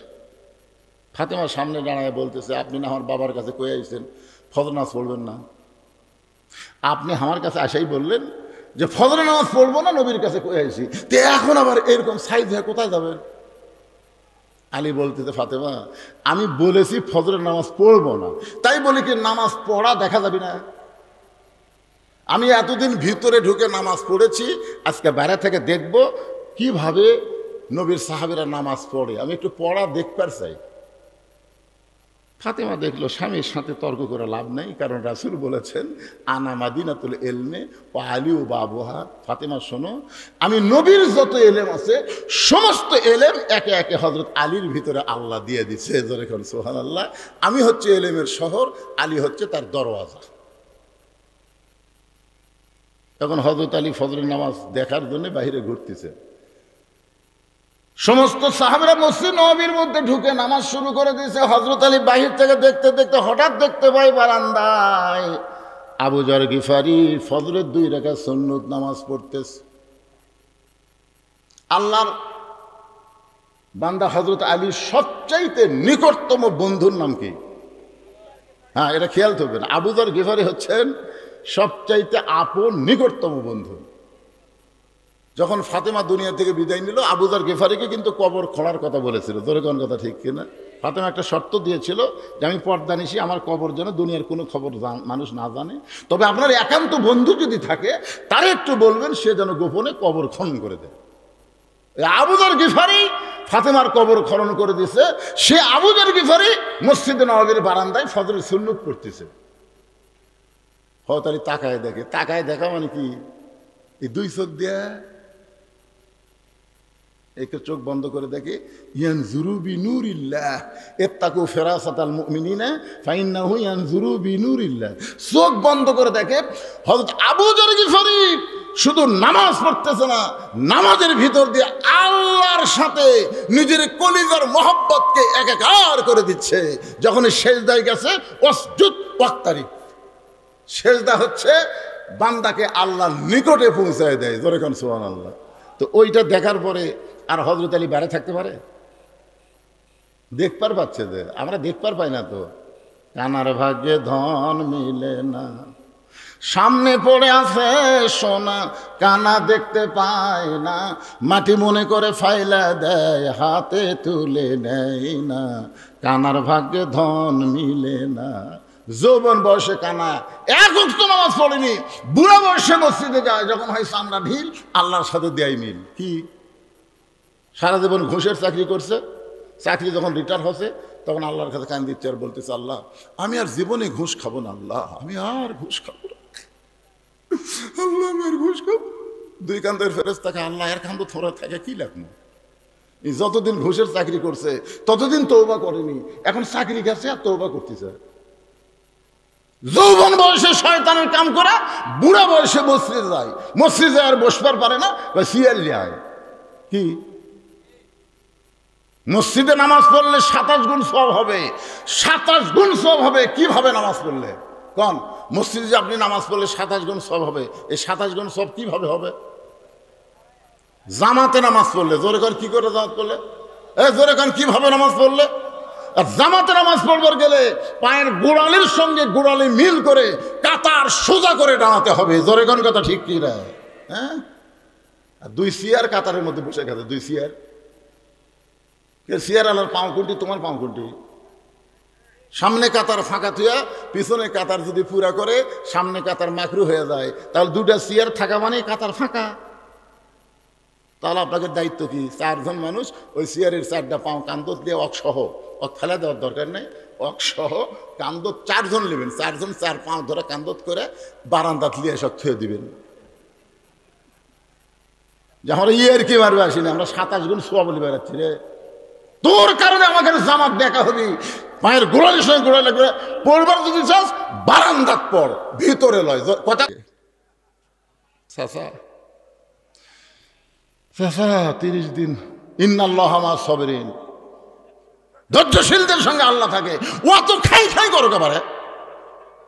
হায় হায় রে, মাস গেলে 10,000 টাকা হাদিয়া দেয়, তাও আবার খাই খাই। কি ভাই রে, দোয়া করেন। সব দেখা হলো শেষ, আগামীতে দেখবো কোরআনের বাংলাদেশ।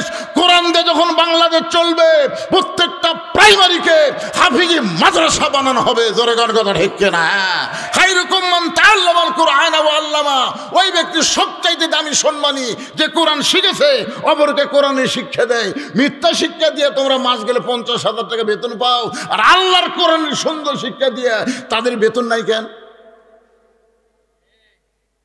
একজন কত ঠিক, বাদ বাকি কি ব্যাঠি? খালি মরে দেখেন, মরে দেখেন। আপনার বেটা যদি কবরের পাশে দেয় বলে আইরে আইটিয়ে নায়ে ভরা দিয়ে নালে গেল বোয়াল মাছে তাই না দেখে বোধর নাচে, রাস্তাকে আল্লাহ ওই বাপের কবরের পাশে কি করতে চায়? যেটা পড়িছে সেটাই পড়তেছে, যেটা পড়িছে সেটাই পড়তেছে। আর যদি আপনার বাচ্চা আপনি মরে যাওয়ার পরে কবরের পাশে গিয়ে সূরা ফাতিহা তেলাওয়াত করে, সূরা ইখলাস তেলাওয়াত করে, দরুদ শরীফ তেলাওয়াত করে, আস্তাগফিরুল্লাহ তেলাওয়াত করে, যদি চোখের পানি বের করে বলে রব্বানা যালামনা রব্বিরহামহুমা কামা রব্বায়ানি সগীরা, ফেরেশতা বলে আল্লাহ কি করব? আল্লাহ বলে কবরের মধ্যে দেহ থাকবে, আর পাখিটাকে আমি আল্লাহ ওই সন্তানের দোয়ার কারণে ইল্লিন নামক জান্নাতের বাগানে রেখে দিলাম।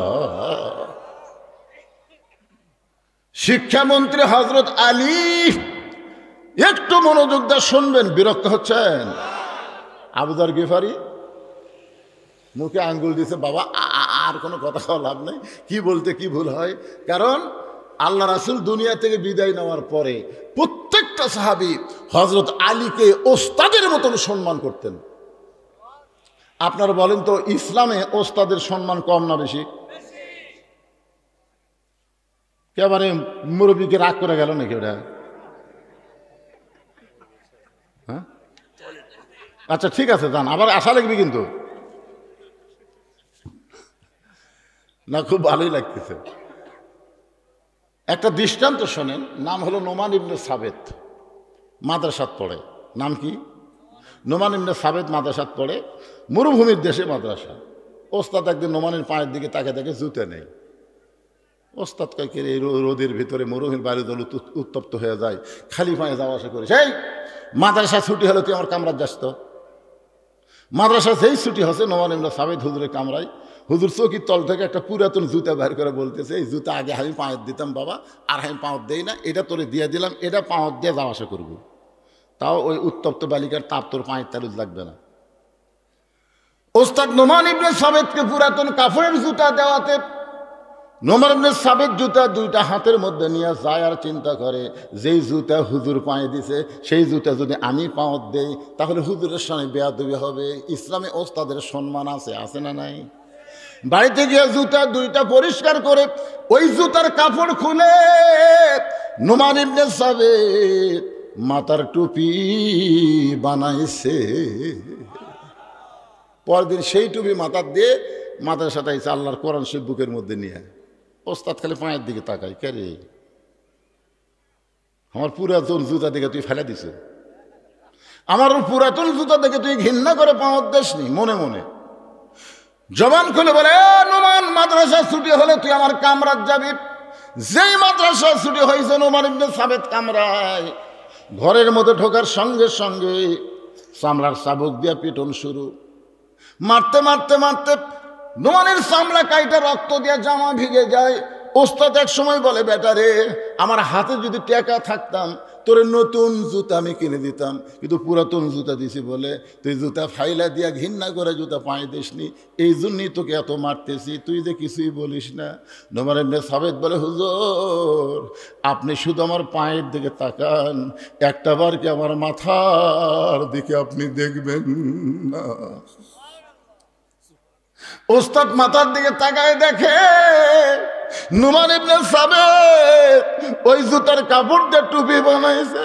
ওস্তাদ বুকের মধ্যে চাপটে ধরে বলে, বাবারে একটাবার যদি আমারে বলতাম যে হুজুর জুতার কাপড় দিয়ে মাথার টুপি বানাইছি, তাহলে তোর তো এত মারতাম না।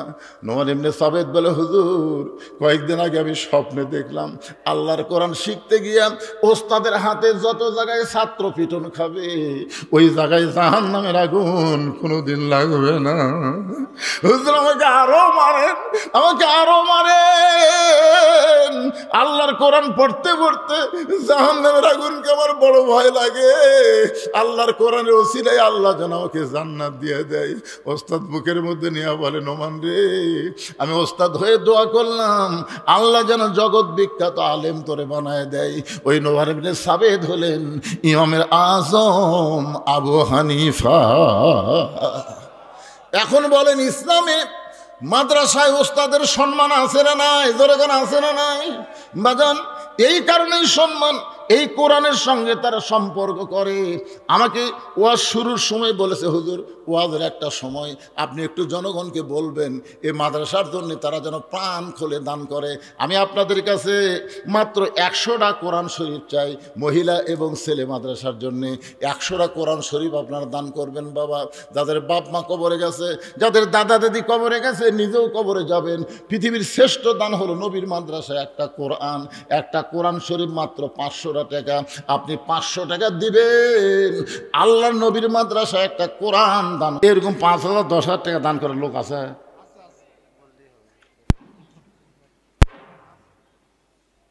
কোরআন শরীফ চাচ্ছি তাই চাতে না। মাদ্রাসার সভাপতি, সেক্রেটারি, কেশিয়ার, সদস্যরা দান করছে সব। মাদ্রাসার কমিটি নাই, কমিটি নাই করছে। ও কমিটি বলে নাই, পিছন থেকে একজন হচ্ছে কমিটি নেই।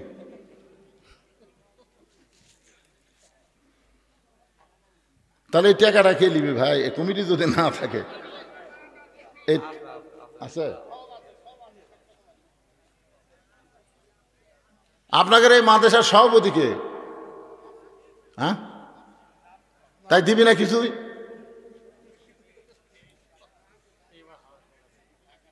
হ্যাঁ, ও ঢাকা থুয়াচ্ছেন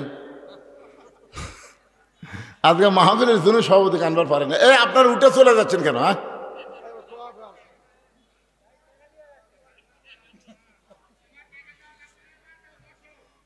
হায় হায়, টাকা দেওয়ার কথা শুনলে শোনেন, অনেক ধান দেখতে পাবেন, অনেক ধান।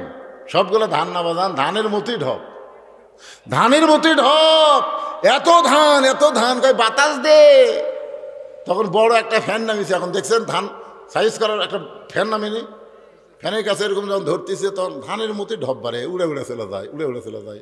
তার মানে কি ওটা পাতান রে, চিটা পাতান। চিটা পাতান কোনো সময় ধানের সাথে থাকতে পারে না। যখন মাদ্রাসার কালেকশন শুরু হয়, এই চিটা পাতানগুলো উড়ে যায়, উড়ে যায়। আর ওয়াজি হবে না কিসের? মাদ্রাসা টিকায় রাখতে হবে, টিকায় রাখতে হবে। কারণ মাদ্রাসা তো সরকারি টিকাবে না, আপনাকেও টিকে রাখার লাগবে, বুঝলেন না? আপনাদের মতন আল্লাহওয়ালা মানুষ আছে বলে এখনো মাদ্রাসা টিকে আছে। সবাই একটু জিকির করেন, আমি আবার আলোচনায় ফিরে আসতেছি। লা ইলাহা ইল্লাল্লাহ, লা ইলাহা ইল্লাল্লাহ, লা ইলাহা ইল্লাল্লাহ, লা ইলাহা ইল্লাল্লাহ, লা ইলাহা ইল্লাল্লাহ, লা ইলাহা, লা ইলাহা ইল্লাল্লাহ মুহাম্মাদুর রাসূলুল্লাহ সাল্লাল্লাহু আলাইহি সাল্লাম। হযরত আলী বলতেছে, আবু যর, আমি এশার নামাজ সময় নবীকে বলেছি আমি ফজরের নামাজ পড়বো না, তাই বলে কি ফজরের সুন্নত পড়া যাবে না?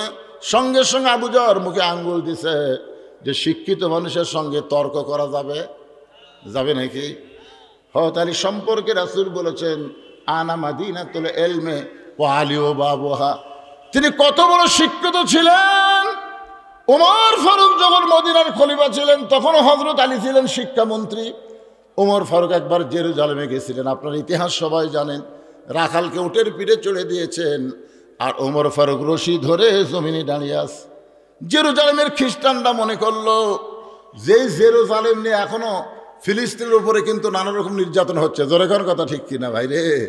জেরুজালেমের খ্রিস্টানরা মনে করলো উটের পিঠে যিনি বসে তিনি হলেন খলিফা, আর রশি ধরে যিনি জমিনে দাঁড়িয়ে আছেন তিনি হলেন রাখাল। এই জন্য জেরুজালেমের লোকেরা আভ্যর্থনা করার জন্য একটা চকিয়া এনে উটের গায়ের সঙ্গে লাগাই দিয়া একজন হামাগুড়ি দিয়ে বললেন, আমির আল মুমিনিন, মুসলমানদের আমির, আপনার উটের পিঠ থেকে যদি নামতে কষ্ট হয় চকিয়ার উপরে পা দেয়া, তারপরে পিঠের উপরে পা দিয়ে আস্তে করে নামেন। রাখাল ছোট বাচ্চার মতন কান্না শুরু করেছে। জেরুজালেমের খ্রিস্টানরা বলে, কান্দেন কেন? বলে, কান্দার কারণ হলো তোমরা হযরত ওমরকে চিনো না, আমাকে ওমর মনে করে তোমরা সম্মান দাও, কিন্তু নিচে দড়ি ধরে যিনি দাঁড়িয়ে আছে তিনি হলেন হযরত ওমর। খ্রিস্টানরা বলে, এটা কেমনে হয়, এটা কেমনে হয়? রাখাল উটের পিঠে আর অর্ধ পৃথিবীর খলিফা জমিনে রশি ধরে দাঁড়ায়া। রাখাল বলতেছে, আল্লাহর কোরআন অনুযায়ী যখন রাষ্ট্র চলবে তখন মানুষ এমন অধিকার পাবে সবাই সমান হয়ে যাবে।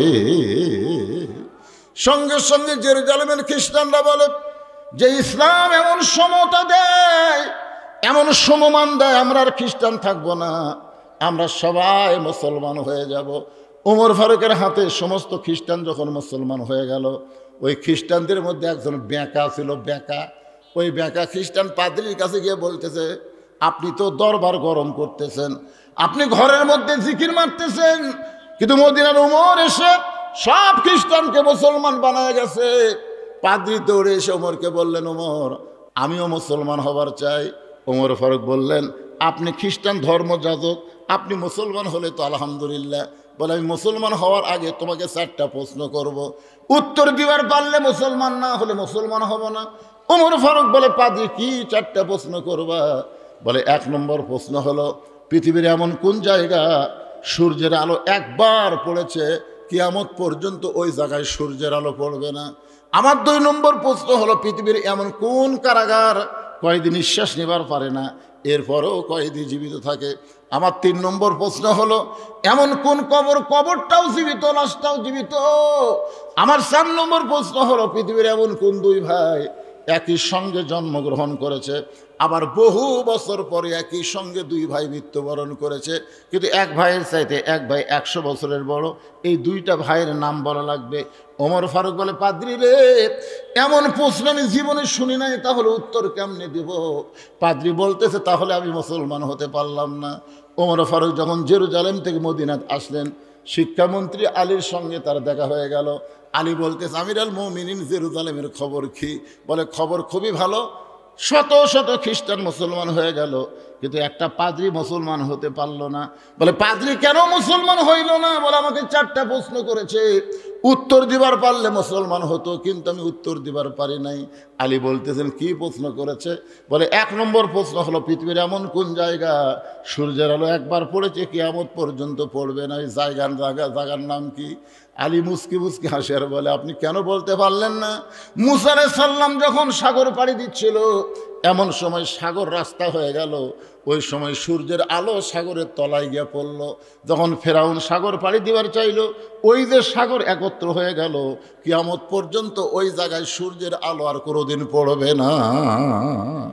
ওমর ফারুক চুমকে বলে, আলী, পৃথিবীর এমন কোন কারাগার কয়েদি নিঃশ্বাস নেবার পারে না তারপরে জীবিত থাকে? আলী বলতেছে মায়ের উদর সন্তান নিঃশ্বাস নেবার পারে না, এরপরেও আল্লাহ সন্তানকে জীবিত রাখে। আলী রে 3 নম্বর প্রশ্ন করেছে, কবরও জীবিত লাশটাও জীবিত। আলী বলতেছে কবর হলো মাছ আর লাশটার নাম হলো ইউনুস আলাইহিস সালাম। তো যেই কথা বলতেছে একটু মনোযোগ দিয়ে শোনেন। আবু যর গিফারি চুপ করে আছে। কিছুক্ষণ পরে ফজরের যখন সময় হয়েছে সেটা বলার আগে যেটা বলতেছিলাম, এবার বলতেছে উমর ফারুক বলতেছে আলী ভাই, 2 ভাই একই সঙ্গে জন্মগ্রহণ করেছে, আবার বহু বছর পরে একই সঙ্গে মারা গেছে। এই 2 ভাইয়ের নাম কি? বলতেছে এক ভাইয়ের নাম হলো আজিজ আলাইহিস সালাম, আর এক ভাইয়ের নাম উজাইর আলাইহিস সালাম। কোরআন শরীফ পড়ে দেখেন, উজাইরকে আল্লাহ 100 বছর ঘুম দিয়েছিল, ঘুম থেকে চেতন করার পরে আবার 2 ভাই একই সঙ্গে কাফেরদের দ্বারা হত্যা হয়ে গেল। এখান থেকে বিশ্বাস হলো এক ভাইয়ের সাথে 100 বছরের বড়। ওমর ফারুক দৌড়ে এসে আলীকে বুকের মধ্যে নিয়ে বলে, আলী রে তুমি না থাকলে আমরা ধ্বংস হয়ে যেতাম। জোরে গান সুবহানাল্লাহ। সেই হযরত আলী যেই মাত্র বেলাল আকামা শুরু করেছে, কদ কামাতিস সালাহ, সঙ্গে সঙ্গে হযরত আলী মারছে দৌড়। দৌড়ে গিয়ে প্রথম কাতারে আবু বকর আর ওমর যে খাড়ায় আছে, ওই কাতারের মধ্যে 2 হাত ঢুকে দিয়ে চাড়া দিয়ে ভিতরে ঢুকে আল্লাহু আকবার। নবী ফজরের সালাম ফিরাই বলতেছে, আলী এসার সময় কি করে গেলি? তুই না এসার সময় বলে গেলি ফজরের নামাজ পড়বো না, আবার সামনে কাতারে তুই দেখতে পাই আবু বকর খালি মুখের তলে হাত দিয়ে মুসকি মুসকি হাসতেছে। কারণ আবু বকরকে আল্লাহ রাসূল আগেই বলে দিয়েছে, জোরে কোন কথা ঠিক কিনা? আলী বলতেছে ইয়া রাসূলুল্লাহ, বহু চেষ্টা করলাম ফজরের নামাজ পড়বো না, বহু চেষ্টা করলাম পড়বো না, কিন্তু আমি নামাজ পড়তে না চাইলে কি হবে? নামাজ আমাকে ছাড়লো না। ইয়া আইয়ুহাল্লাযীনা আমানুস্তাঈনু বিস-সাবরি ওয়াস-সালাহ ইন্নাল্লাহা মা'আস-সাবিরিন। ধৈর্য নিয়ে আপনারা নামাজ পড়বেন, ধৈর্য নামাজের মধ্যে একটু ধৈর্য দিবেন। সূরা ফাতিহা একটু সুন্দর করে বলবেন, যে সূরা মিলাবেন একটু সুন্দর করে বলবেন।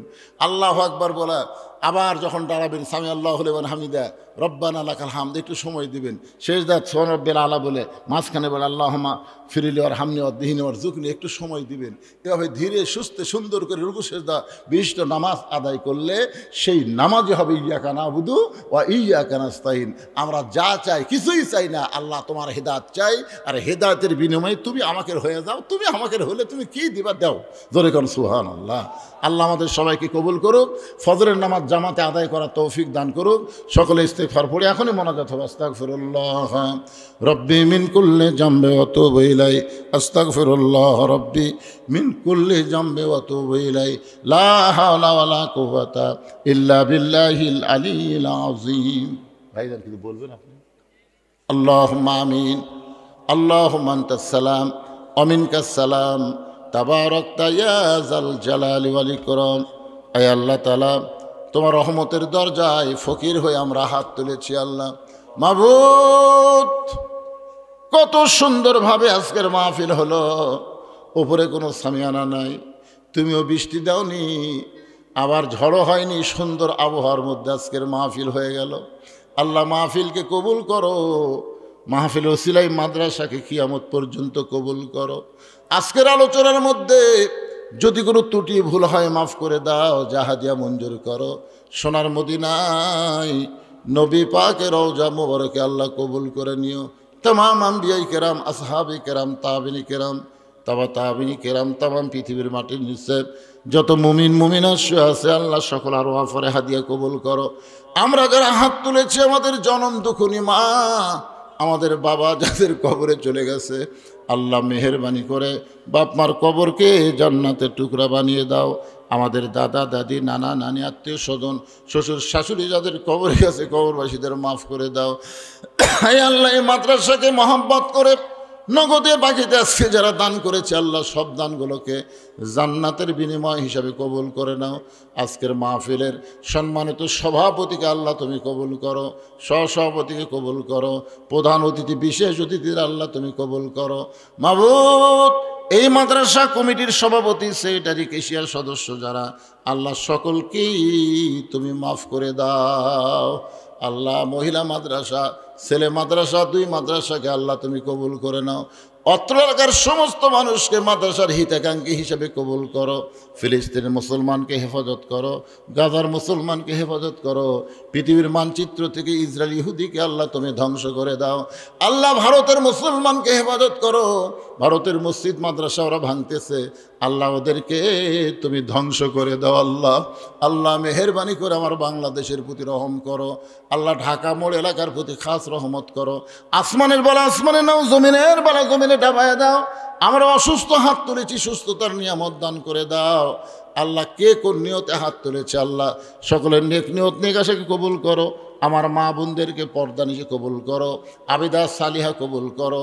মা ফাতেমার চরিত্র দান করে মৃত্যুর সময় আমাদের জবানে জারি করে দিও লা ইলাহা ইল্লাল্লাহু মুহাম্মাদুর রাসূলুল্লাহ সাল্লাল্লাহু আলাইহি সাল্লাম। আসসালামু আলাইকুম ওয়া রাহমাতুল্লাহি ওয়া বারাকাতুহু।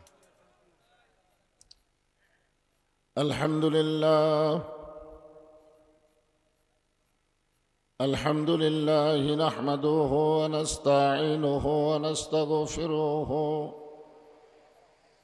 ونؤمن به ونتوكل عليه ونعوذ بالله من شرور أنفسنا ومن سيئات أعمالنا من يهدي الله فلا مضل له ومن يضلله فلا هادي له। সকলে জবান খুলে বলেন আশহাদু আল্লা ইলাহা ইল্লাল্লাহু ওয়াহদাহু লা শারীকা লাহু وأشهد أن محمدًا عبده ورسوله الذي أرسل رسوله بالحق بشيرا ونذيرا وداعيا إلى الله بإذنه وسراجا منيرا. فقد قال الله تعالى في كلامه المجيد والفرقان الحميد. জবান খুলে সকলে পড়েন আউযু বিল্লাহি মিনাশ শাইতানির রাজিম। বিসমিল্লাহির রহমানির রহিম। ফাযকুরুনি আযকুরকুম ওয়াশকুরুনি ওয়ালা তাকফুরুন। ইয়া আইয়ুহাল্লাযীনা আমানুস্তাঈনু বিস-সাবরি ওয়াস-সালাহ ইন্নাল্লাহা মা'আস-সাবিরিন। ইন্নাল্লাহা ওয়া মালাইকাতাহু ইউসাল্লুনা আলান নবী। ইয়া أيها الذين آمنوا صلوا عليه وسلموا تسليما اللهم صل على محمد وعلى آل محمد كما صليت على إبراهيم وعلى آل إبراهيم إنك حميد مجيد اللهم بارك على محمد وعلى آل محمد كما باركت على إبراهيم وعلى آل إبراهيم إنك حميد مجيد مشرق حب محمد সকলে বলি সাল্লাল্লাহু मतलाए दीवानी माँ मतलाए खुर्शीद इश्कास सीनाए सुजानी माँ बलगल उला बिकमालिही कशफत दुजा बिजमालिही हसनत जमीओ खिसालिही सल्लो अलैहि व आलिहि अल्लाहुम्मा आमीन। জান্নাতের বাগান থেকে জান্নাতি মানুষদেরকে নিয়ে আমি গুনাহগার তোমার রহমতের দরজায় দুখানা হাত তুলেছি আল্লাহ। হাসরের ময়দানে জাব্বার আর কাহার নামে রূপ নিয়া তুমি যখন বিচার শুরু করবে তোমার সামনে দাঁড়ায়া সমস্ত নবীরা নাফসি নাফসি বলে কাঁদতে থাকবে। এমন কঠিন অবস্থা হাসরে হবে, সেদিন সমস্ত নবী তার উম্মতকে ভুলে যাবে, শুধু বলবে আল্লাহ আমার কি হবে, আমার কি হবে। একমাত্র দরদি নবী শাফাতের কান্ডারি ইয়া রব্বি হাবলি উম্মতি বলে সেজদায় পড়ে যাবে। সেই কঠিন মুসিবতের সময় আজকের এই মাহফিলকে ওসিলা করে আমাদের সবাইকে রাসূলের উম্মতের কাতারে আল্লাহ কবুল করে নিও। সুবহান রাব্বিকা রাব্বিল ইজ্জাতি আম্মা ইয়াসিফুন ওয়া সালামুন আলাল মুরসালিন আলহামদুলিল্লাহি রাব্বিল আলামিন। লা ইলাহা ইল্লাল্লাহ।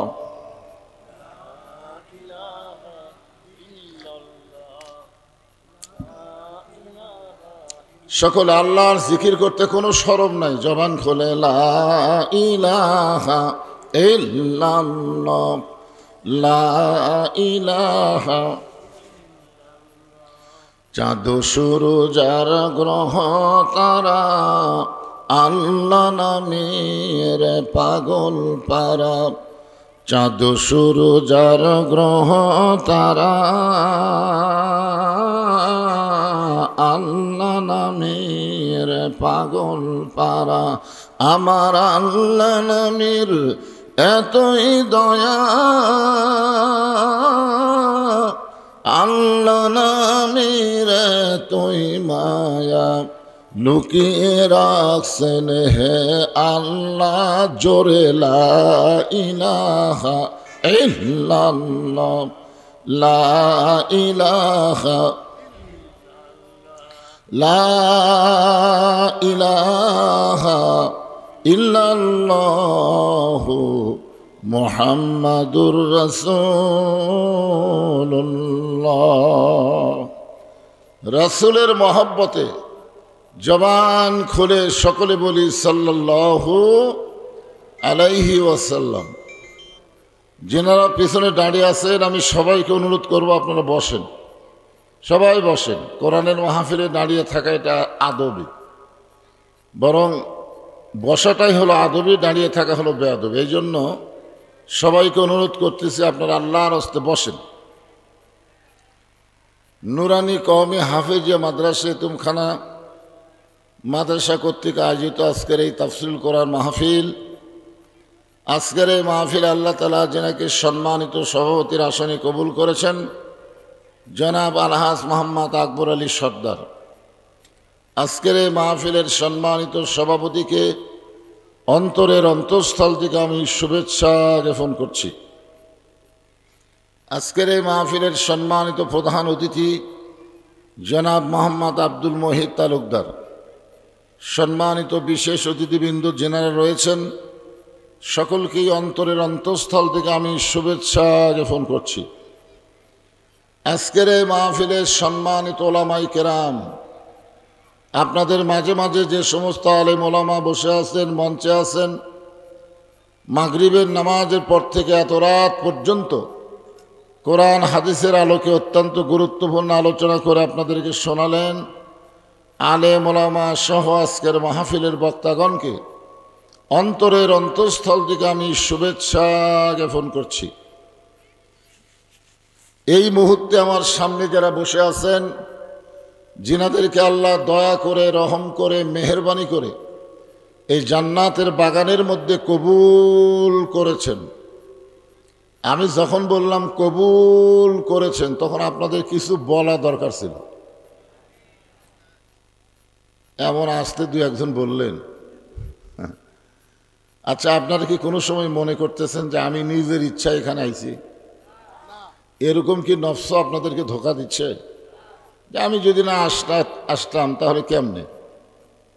আল্লাহর কোরআনে আল্লাহ বলতেছেন, মা সাবাকা মিন হাসানাতিন ফামিন আল্লাহ। বান্দা বান্দির দ্বারা যখন কোনো ভালো কাজ হয়, এ কাজ বান্দা বান্দি করে না, বরং আল্লাহ করায়। আপনার বলেন তো, এই মাহফিলে বসাটা ভালো কাজ না খারাপ কাজ? তাহলে এই ভালো কাজকে আপনারা করলেন না, আল্লাহ করালো। তাহলে এই মুহূর্তে আমরা সকলেই বিশ্বাস করতে পারি যে আমরা যত বড়ই পাপী হই না কেন, এখনো আল্লাহ আমাদের উপরে রাজি আছে। যদি রাজি না থাকতো তাহলে এই জান্নাতের বাগানে আমাদেরকে বসার তৌফিক দিতেন না। যে আল্লাহ দয়া করে, রহম করে আজকের এই জান্নাতের বাগানে আমাদেরকে কবুল করলেন, আমি আমার অন্তরের অন্তঃস্থল থেকে আপনাদের সবাইকে শুভেচ্ছা জ্ঞাপন করছি। সম্মানিত মা বোনেরা, পর্দার অন্তরালে বসে বসে যারা আলোচনা শুনতেছেন তাদেরকেও শ্রদ্ধা জ্ঞাপন করে অনেক বছর পরে আপনাদের এই এলাকায় এসে জিজ্ঞাসা করতেছি, আপনারা সকলে কেমন আছেন? আলহামদুলিল্লাহ রব্বিল আলামিন। যে আল্লাহ শারীরিক সুস্থতা এবং মানসিক প্রশান্তি, সুবহানাল্লাহ বলেন। গত বছর এই সময় আমাদের অনেকের শরীর সুস্থ ছিল। এই সময় গত বছর খেয়াল করে দেখেন, এই সময় আমাদের অনেকের শরীর সুস্থ ছিল, কিন্তু মনের মধ্যে শান্তি ছিল না। কেমন যেন একটা অস্থিরতা কাজ করতো, না জানি কি হয়, না জানি কি হয়। আজরাইল ধরার আগে পুলিশ ধরার ভয়, কি কম ছিল না এরকম? কিন্তু আজকে 5ই আগস্টের পরে এখন পর্যন্ত আমাদের অন্তরটা এত শান্তিময় হয়ে গেছে যে শরীরও শান্তি, মনও শান্তি। সুবহানাল্লাহ। যে আল্লাহ শারীরিক সুস্থতা, মানসিক প্রশান্তি দান করে আজকের এই কোরআনের মাহফিলে কবুল করলেন, আমরা সে আল্লাহর উপরে খুশি না বেজার? তাহলে জবান খুলে সমস্বরে সকলে বলবো, রব্বানা লাকাল হামদ হামদান কাসীরান তাইয়িবান মুবারাকান ফিহি। আমরা প্রশংসা করলাম কার? কেন করলাম? এই কারণেই আমরা আল্লাহর প্রশংসা বেশি বেশি করব। একটু হিসাব করেন তো,